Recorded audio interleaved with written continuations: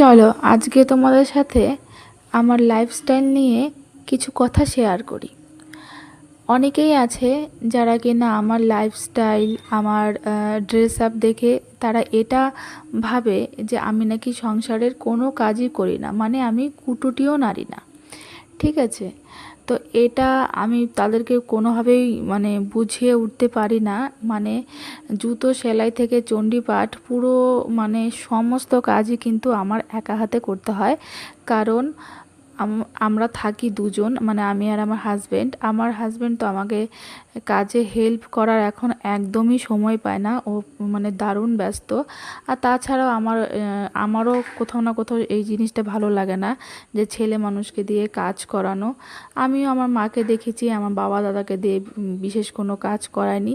হ্যাঁ, কখনো কখনো শরীর খারাপ হলে সে সুবিধা অসুবিধা ঠিক আছে, কিন্তু সব সময় যে মানে ছেলে মানুষকে দিয়ে ঘর ঝাড় দেওয়াবো, ঘর মোছাবো, বাসন ধোয়াবো, এগুলো আমার পোষায় না। ঠিক আছে, আমাকে দেখে তোমরা কি মানে কিভাবে কি মানে এটা কিভাবে বুঝে নাও আমি জানি না। আমাকে সমস্ত কাজ করতে হয়। আর এটা যে আমাকে জোর করে কেউ করাচ্ছে তাও কিন্তু নয়। আমি আমার সংসারটা একার, আমার সংসারটা একান্তই নিজের। তাই আমার সংসারে আমি কাজ করব না তো কে কাজ করবে? আমার সংসারটাকে আমি একান্ত নিজের ভেবে আমি কাজ করি। তাতে আমার কিন্তু কোনো মানে কি বলবো, মানে এরকম কখন আমার এটা মনে হয় না যে আমি এত পড়াশোনা শিখে আমি সংসার সামলাচ্ছি। কারণ ভাই, সংসার সামলাতেও যোগ্যতা লাগে।